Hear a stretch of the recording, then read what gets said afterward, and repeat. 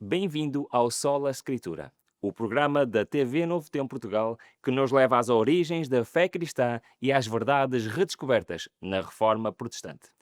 Neste episódio, vamos conhecer a história de um dos maiores pensadores da Reforma, João Calvino, o teólogo francês que marcou profundamente a cidade de Genebra e todo o mundo protestante. Mas não vamos falar apenas da sua vida. Hoje vamos aprofundar uma doutrina essencial, Soli Deo Gloria, ou seja, glória somente a Deus.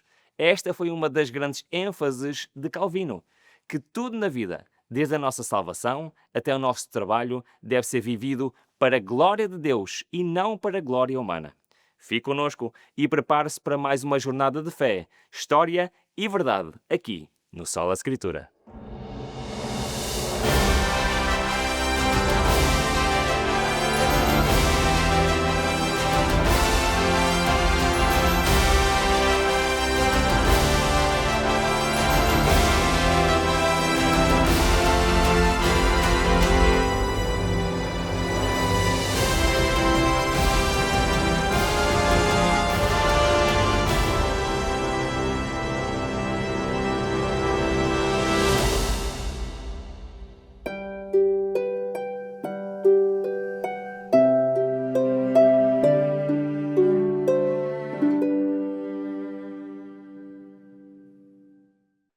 Ruben, na semana passada estivemos na zona da Boémia, na República Checa. Hoje vamos viajar até a França, onde nasceu um homem que influenciou profundamente o pensamento cristão.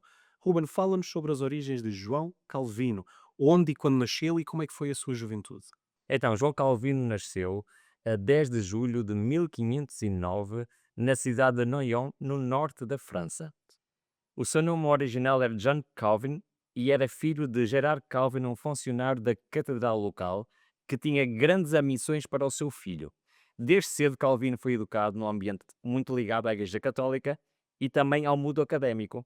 Com apenas 14 anos, foi enviado para Paris, onde começou os seus estudos em artes e em teologia. E mais tarde, por influência do pai, mudou para o curso de Direito, tendo estudado em Orleans e Bourges. Era um aluno brilhante e muito disciplinado, com um gosto profundo pelas letras clássicas e também pela filosofia. Como escreveu o autor, o historiador Parker, desde pequeno, tudo na sua formação apontava para que se tornasse um padre fiel à Igreja.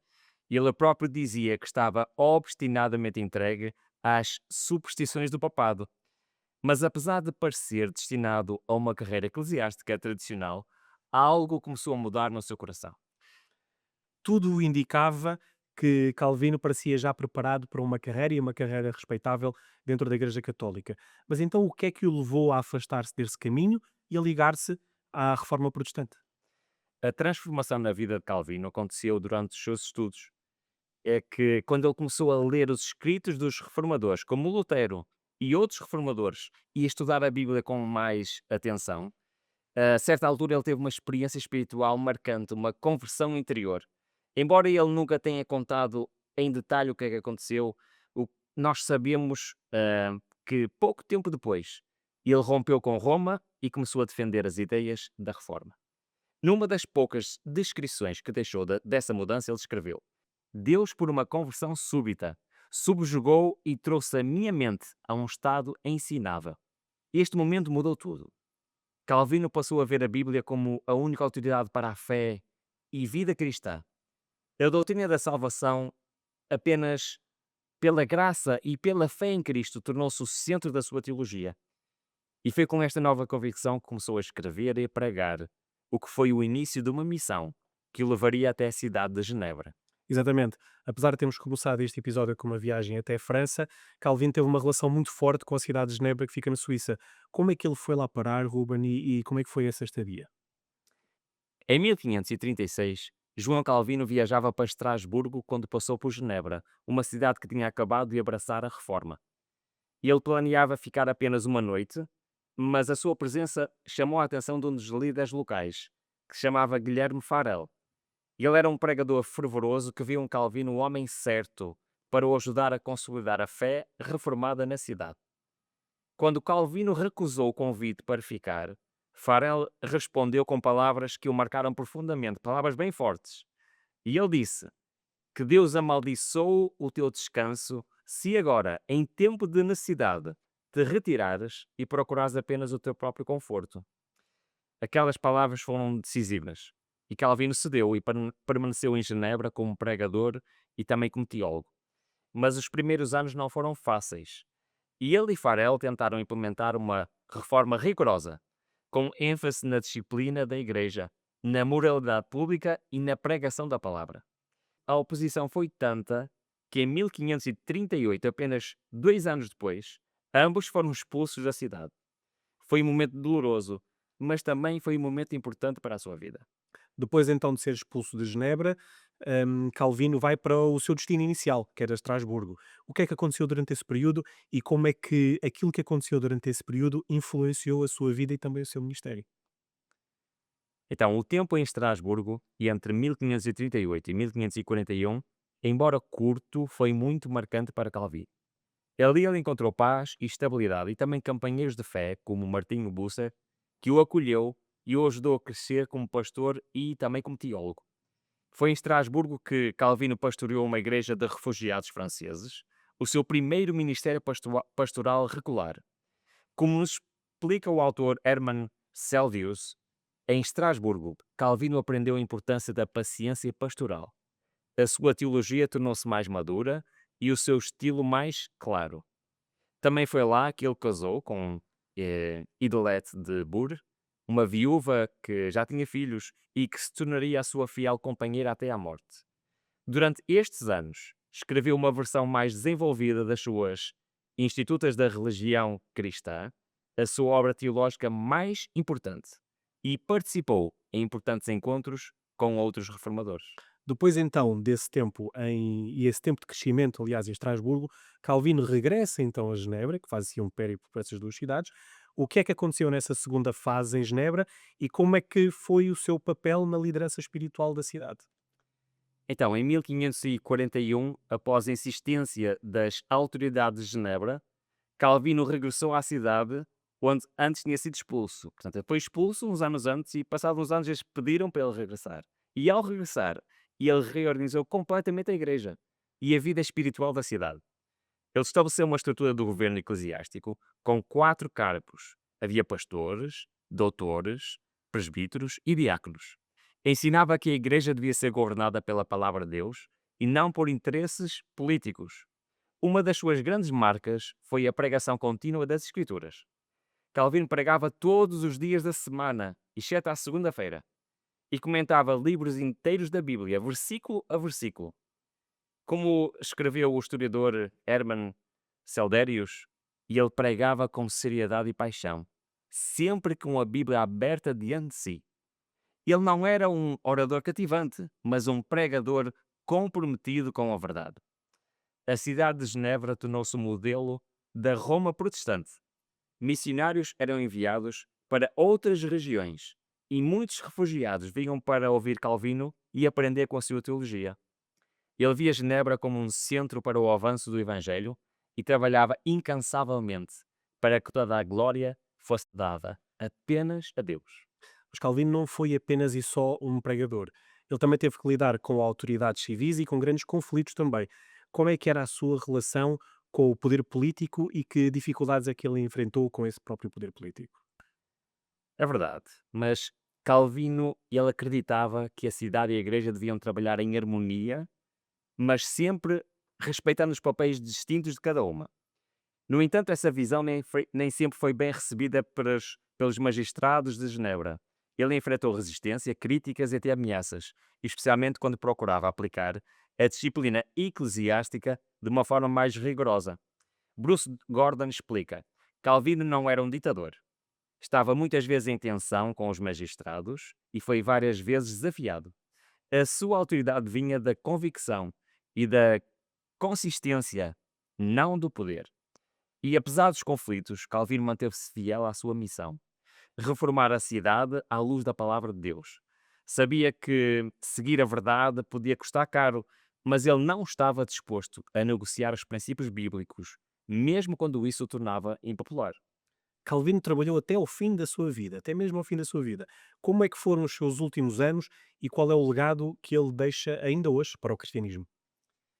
É verdade, os últimos anos de João Calvino foram marcados por cansaço físico, mas também por uma enorme produção teológica. Apesar de ele sofrer de várias doenças, de enxaquecas, de problemas digestivos e de outras, ele continuava a pregar, a escrever e a orientar a igreja com total dedicação. Em 1559, viu um dos seus maiores sonhos realizados, a fundação da Academia de Genebra, uma escola destinada a formar pastores e missionários para espalhar a fé reformada por toda a Europa. Ele faleceu a 27 de maio de 1564, com 54 anos de idade.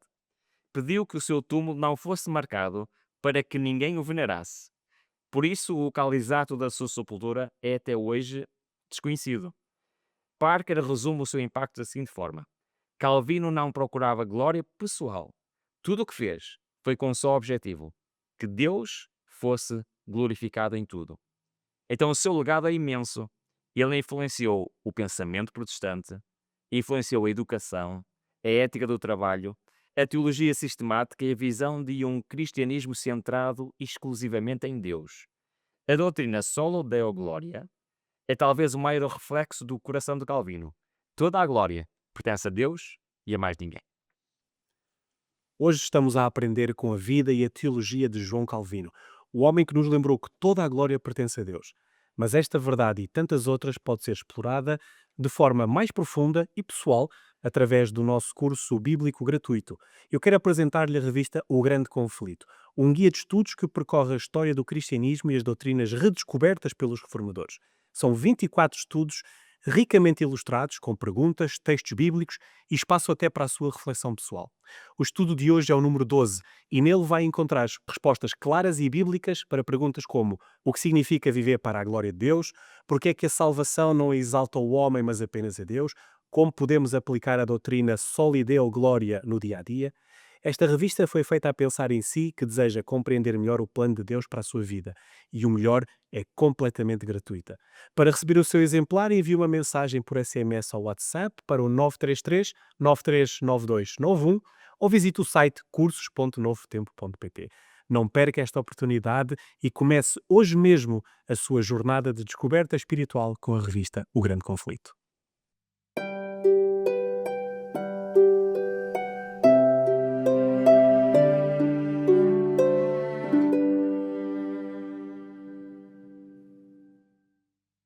Esta doutrina sobre Deus, em latim Soli Deo Gloria, ou literalmente em português, Glória somente a Deus, tem as suas raízes no próprio Novo Testamento. Os apóstolos não procuravam glória para si, pelo contrário, deixaram claro que tudo pertence a Deus e para Ele deve ser toda a honra. O apóstolo Paulo escreve em Romanos 11:36, porque dele e por ele e para ele são todas as coisas. Glória, pois, a ele eternamente. Amém. E ainda, portanto, quer comais, quer bebais, ou façais outra coisa, fazei tudo para a glória de Deus. Esta era a essência da fé cristã no tempo dos apóstolos. Reconhecer que tudo o que somos e tudo o que temos vem de Deus e que a glória pertence apenas a Ele. Mas ao longo da história, esta verdade foi sendo obscurecida.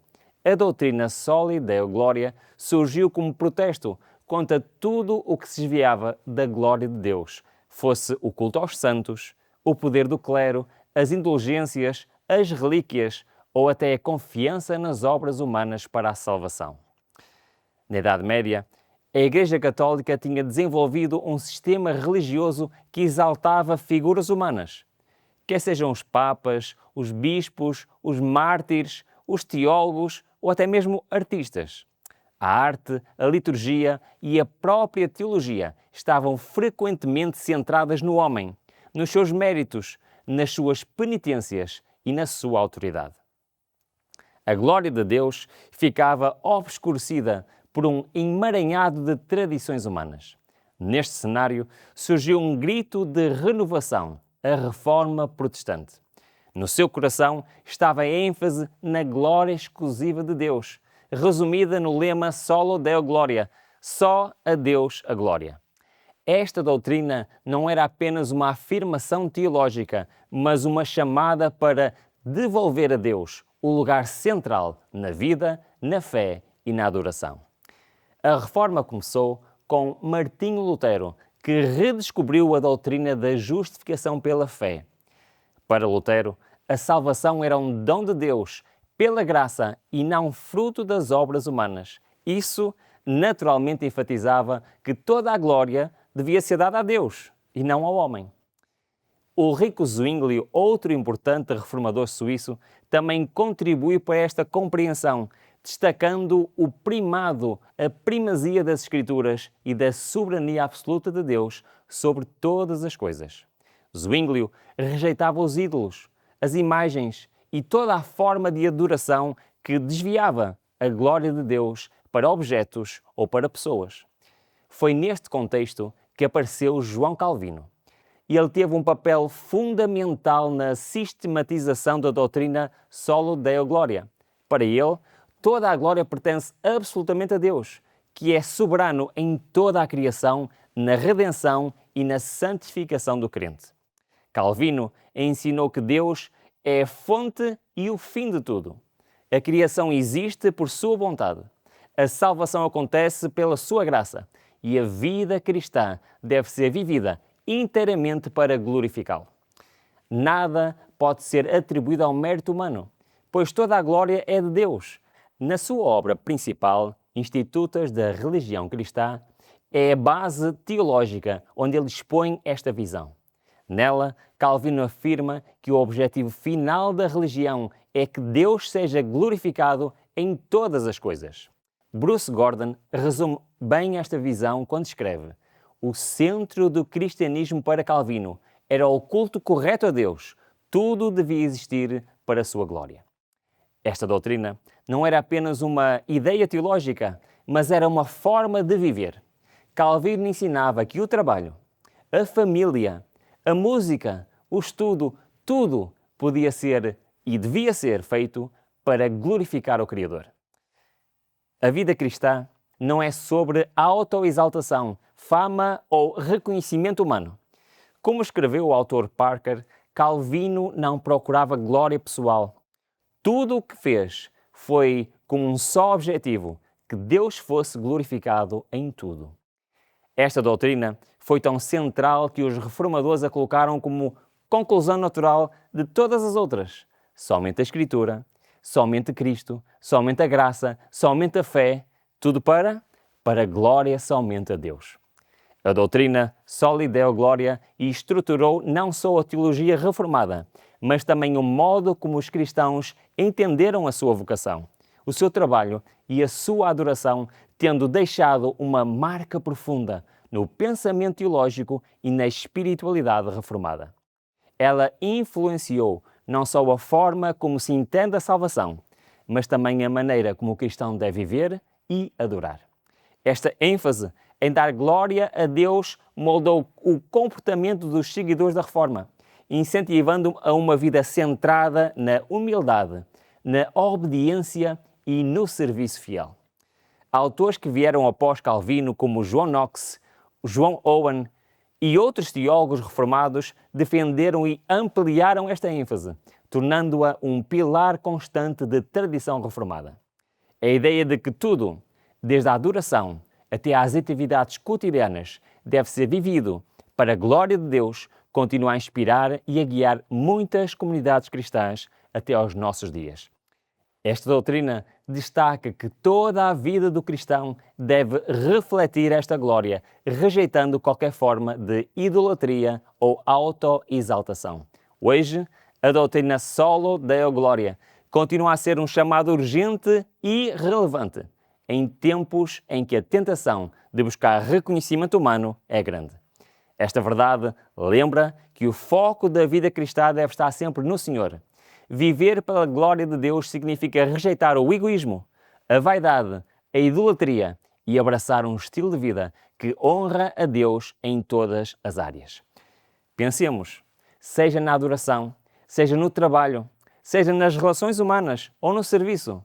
Sobre esta perspectiva, a glória que realmente importa é aquela que reconhece a soberania de Deus e busca agradá-lo acima de todas as coisas. Esta é a visão que guiou o caminho para uma fé genuína e uma adoração verdadeira, transformando o cristão em um reflexo vivo de caráter divino.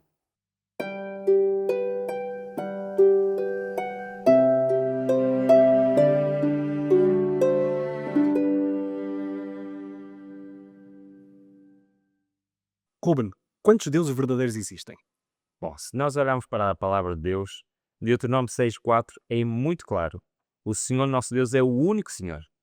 E em Isaías 45, versículo 5, diz que não há outro. Fora de mim não há Deus. Isto o que é que quer dizer? Quer dizer que a Bíblia afirma claramente que existe apenas um Deus verdadeiro. Não existem outros deuses, nem ídolos que possam ser Deus. Esta é uma verdade fundamental para a fé cristã.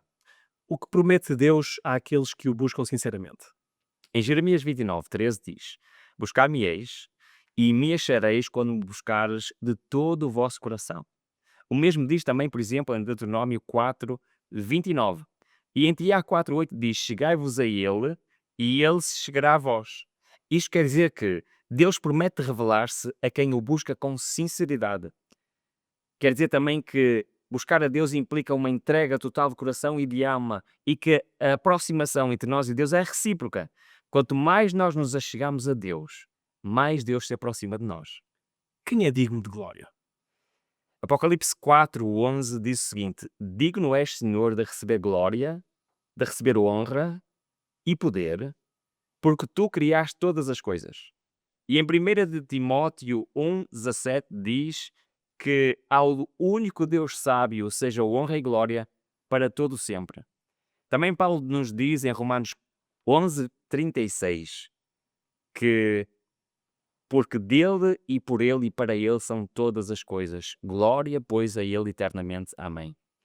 Isto significa que Deus, somente Deus é digno de toda a glória e honras eternas. Porquê? Porque Deus é o Criador. E não só o Criador, é quem sustém tudo. Então a glória pertence exclusivamente a Deus, nunca a nenhum ser humano. O que é que ordena Deus acerca do uso de imagens de adoração? Isso é um tópico muito pertinente na palavra de Deus. Os 10 mandamentos começam em Êxodo 20, 3 e 4, exatamente dessa forma. Não terás outros deuses diante de mim. Não farás para ti imagens de escultura. Mas em Levíticos 26, versículo 1, é muito claro. Reparem bem no que diz.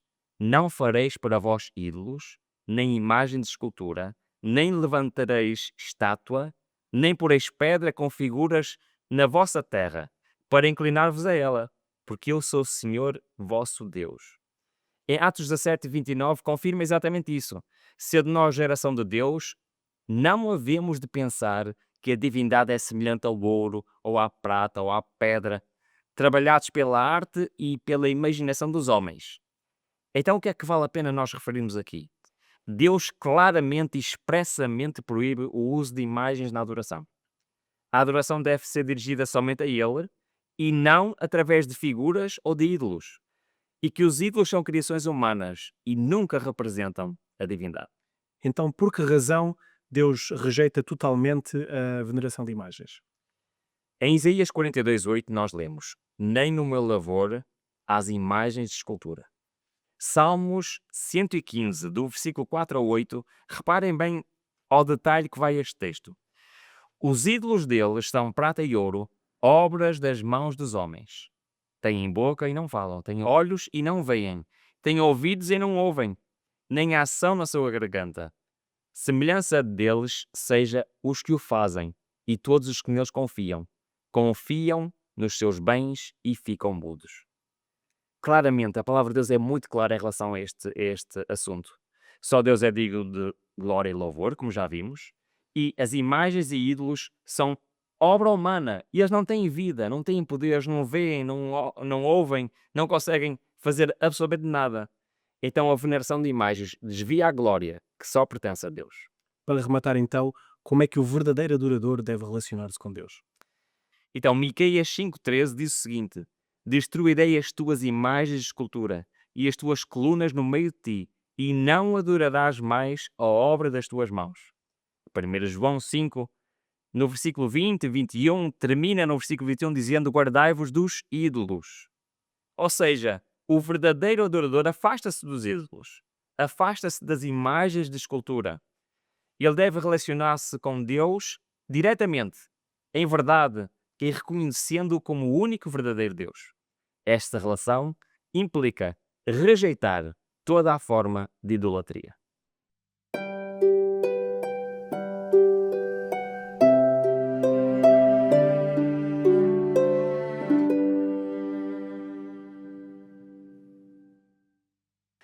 Hoje aprendemos com a vida de João Calvino e com a doutrina Soli Deo Gloria, que toda a glória pertence somente a Deus.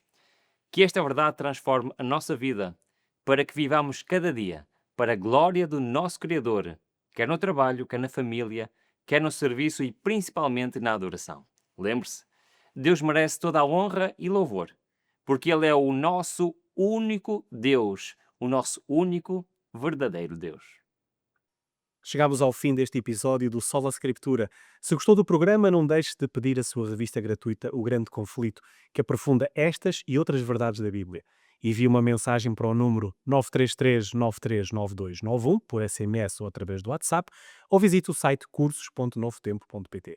Muito obrigado por nos acompanhar aqui na TV Novo Tempo Portugal e no Sola Scriptura. Esperamos vê-lo já no próximo episódio, onde vamos continuar a descobrir as pessoas e as doutrinas que moldaram a fé cristã. Até lá, fique com Deus e que a sua glória esteja sempre presente na sua vida.